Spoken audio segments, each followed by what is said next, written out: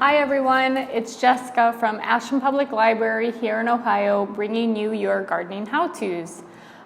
So today is going to be our last or our third gardening class, and we're going to be going over how to propagate already grown plants, and then also how to dry herbs or plants that you might have that's overgrown, like mine here, and you don't necessarily use them as often as you'd like for the fresh versions. So we'll dry them and then you can use them all year round. So before we get started, this is my rosemary plant. It's not as full as I'd like to really be propagating. Normally I wait till they're a little bit bigger, but this was the largest one that I had. So basically propagating is like taking any of your already grown plants that have a really good root system, that are fully grown, and you want to look for each of these like stems. You want to have about 5 to 6 inches of growth before we start to chop these pieces off and propagate them. So yeah, let's go ahead and get started. So I brought my little pruning cutters here. You can just use scissors, it's fine. I'm going to try to find my 3 largest stems here. And what you want to do, you want to cut just so you don't ruin this plant. If you want to cut right above a node or a knob, that is where you'll continue for that plant. If you cut it right above the knob, the plant can continue to grow. So I'm going to cut, so I'm looking for, like I said earlier, 5 to 6 inches of growth. Obviously this is not, this is probably like 3 to 4 inches. But it'll work for what we want to do for today. And I'm just cutting right above the node or the knob where, see how there's specific sections of leaves coming down here, or herb. That's where you want to cut right above. So see how this one's plain, because I cut right above one of these nodes where the leaves have grown. All right, so I'm going to do one more actually, because I have a nice long one right here.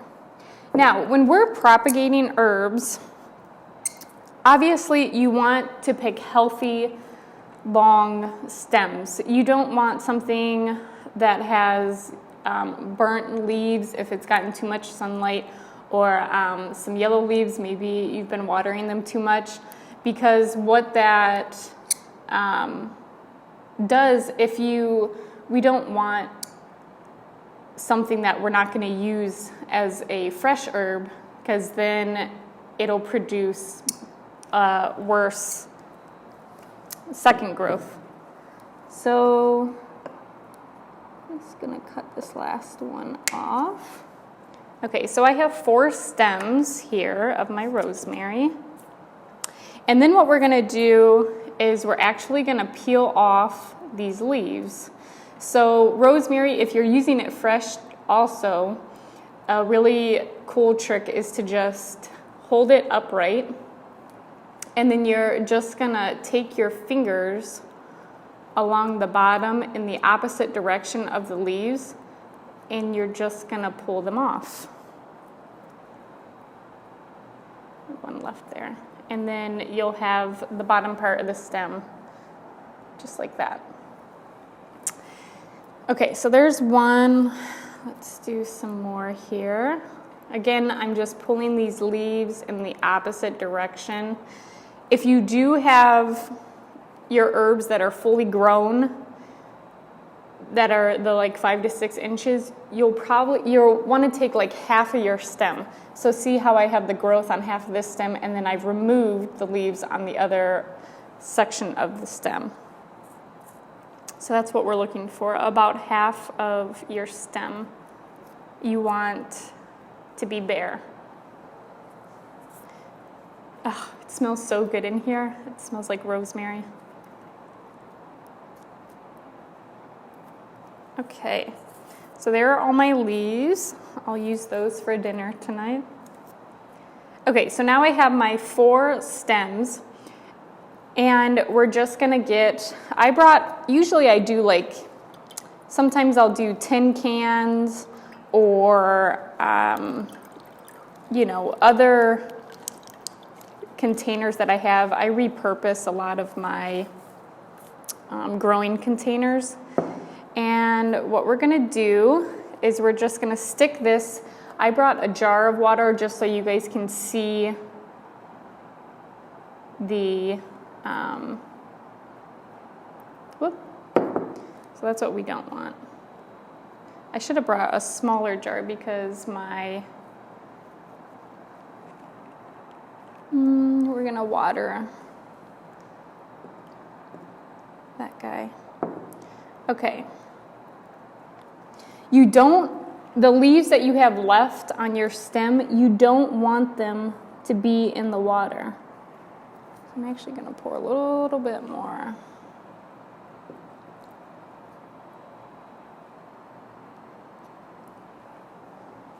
Okay, that should work.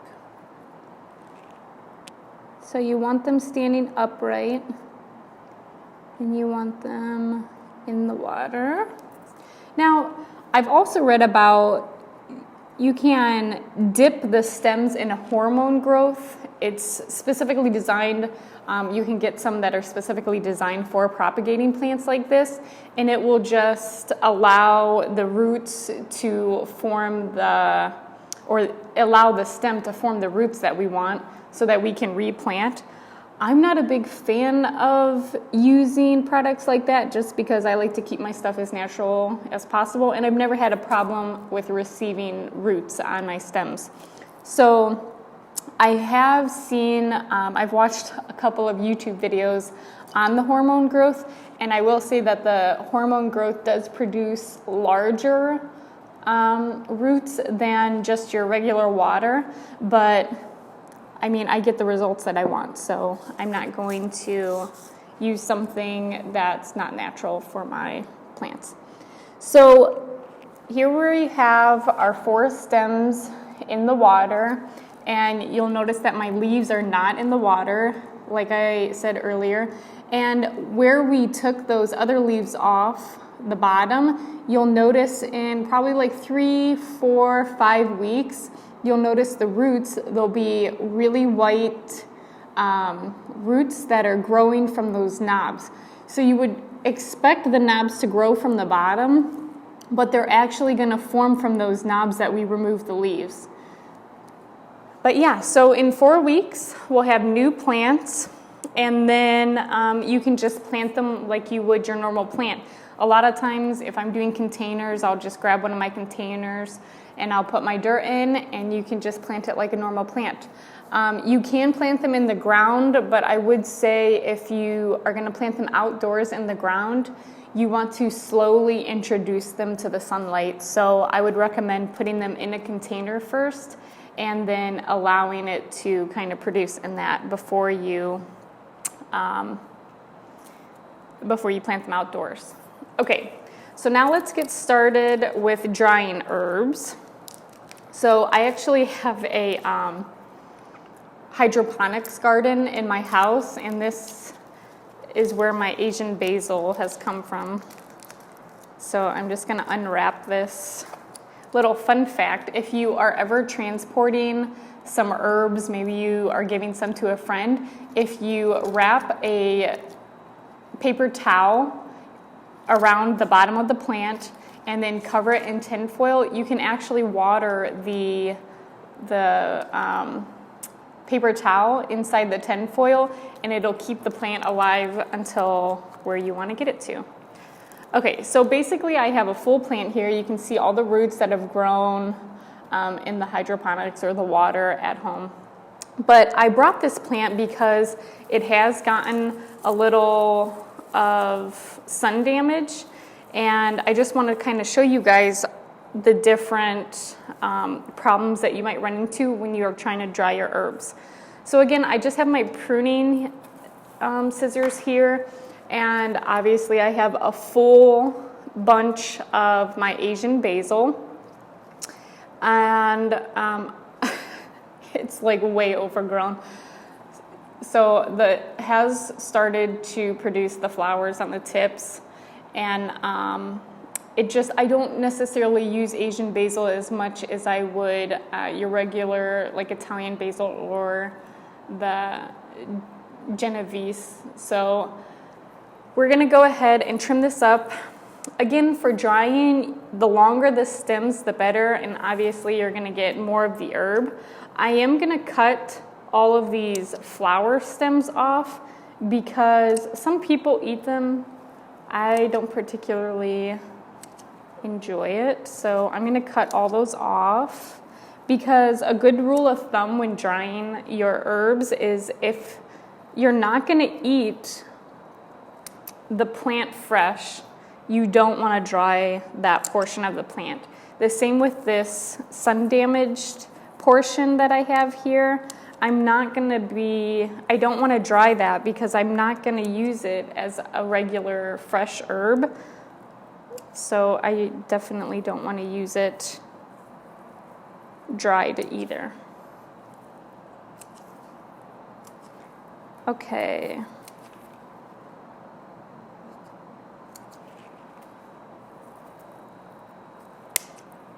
Okay, and like you can see here, there's all the sun-damaged portion of the basil. You can see it's kind of yellow and some of it's even a little brown. I just have a few more pieces with the flowers here. So I'm just gonna cut that whole portion out.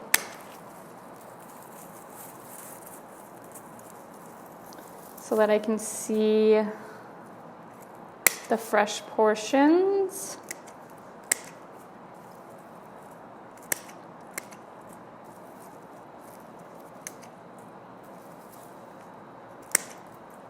Okay, almost done here.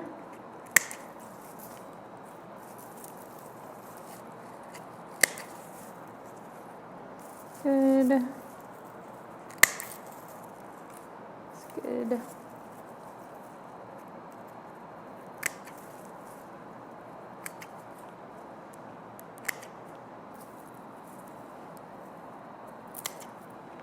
Okay. I don't like that piece. I don't like that piece.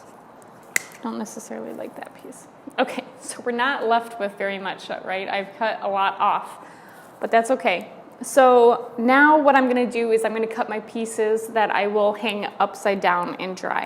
So I want that piece. I'm actually gonna do this whole piece. And again, the longer the stems, the better. You really, if I wanted to, I could hang this whole plant upside down, but I don't want to do that. Okay, so I have all of my clippings here, and when I was placing the clippings, I made sure to put all the clipped edges in the same direction. So I just want to take a bundle here and make sure that they're all kind of at the same length on the bottom. Okay, so I have, lost one. Okay, so I have those. And then what I'm gonna do is you're gonna take string, and I always like to cut off a little more than what I need, just so I know I'm gonna have enough room to hang these from. Okay, so then we're gonna take our string and we're gonna put it through the middle of our bunch. And I'll show you why here in a minute.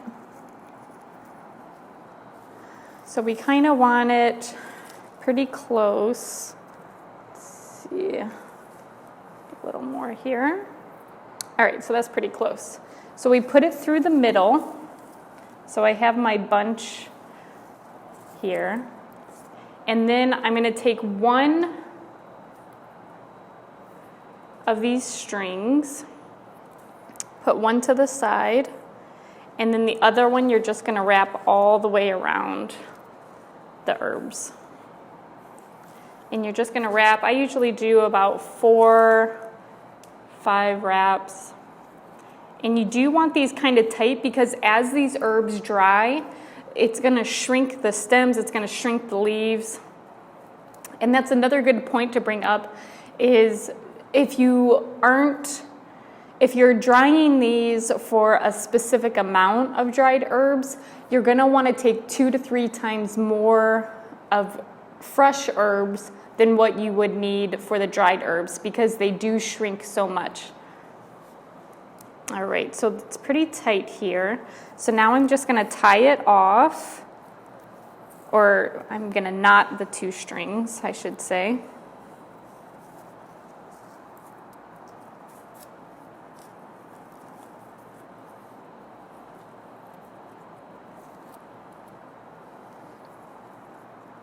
Okay, and depending on what you're going to be hanging these from, you can put a loop so that you can just hook it up on somewhere, which is what I'm going to do. And then I'm just going to cut the excess off. So now I have a nice little loop of my hanging herbs. So I get a lot of questions about where should I hang these. So I keep mine in my basement, but in saying that, I have a very well ventilated basement. So that's a key to drying herbs. You want a dry location. If you get a lot of moisture in your basement, it's just not going to work. You need the herbs to be dry. Otherwise, they're going to keep the moisture in those leaves, and you're never going to get the dried herbs that you're looking for. I don't want to say it has to be dark, but it has to be dimly lit. So basically just not in front of a window. So dry, dimly lit, and and obviously you have to hang them upside down. So that's what they'll look like. And then I did dry, this is Asian basil, but I did dry some of my regular basil, and it's probably been 4.5 weeks that I got my dried herbs. So this is one of the stems that I pulled from the basil, and you can see how much darker it is. And then, like I said, amount-wise, it really does shrink quite a bit. Even the stems, this was a pretty thick stem when I hung them up, and now it's pretty tiny. So how I use my dried herbs, I'll just pick these right off, all the leaves, and then I just use a cutting board and I'll chop them up real fine, just like you would buy in the store. And I have my own jars that are labeled that I'll chop those up and I'll just refill them in my jars. You can also, if you want large amounts, or if you're going to have large amounts of dried herbs, you can put them in like bread bags or a Ziploc bag. You just have to make sure whether it's in a container or in a bag that they're airtight and again, they're dry. You don't want to damage your herbs before you get to use them for dinner or different recipes. So now I just have my stem. I can toss that, or you can put that in your compost or in your garden. It's all good. So, well, that's it for today. Thank you so much for joining me. If you want to comment below because you like this video, or you want to show me a picture of anything you're doing in your garden at home, I would greatly appreciate that. Make sure to click thumbs up, and we'll see you next time. Thanks for joining. Have a good day.